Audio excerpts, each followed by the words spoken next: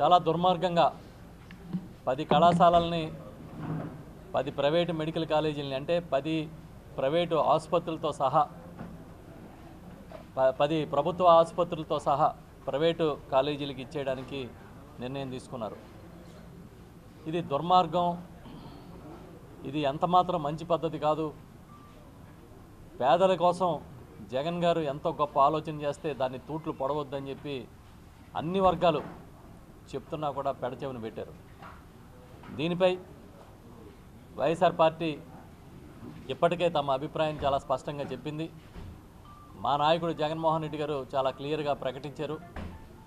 మీరు కానీ ఈ ప్రభుత్వ మెడికల్ కాలేజీలని ప్రైవేటు పరం చేస్తే చూస్తూ ఊరుకోం, పెద్ద ఎత్తున ఉద్యమాన్ని చేస్తాము, దానికి అన్ని వర్గాల సహకారం కూడా తీసుకుంటామని చెప్పి దానిలో భాగంగా రేపు 9వ తేదీన ఈ నెల 9వ తేదీన గౌరవ మాజీ ముఖ్యమంత్రి వైఎస్ఆర్ పార్టీ అధ్యక్షులు శ్రీ వైఎస్ జగన్మోహన్ రెడ్డి గారు నర్సీపట్నం మెడికల్ కాలేజీని ప్రభుత్వ మెడికల్ కాలేజీ నిర్మాణంలో ఉన్న కాలేజీని చూడడానికి ఆయన వస్తూ ఉన్నారు.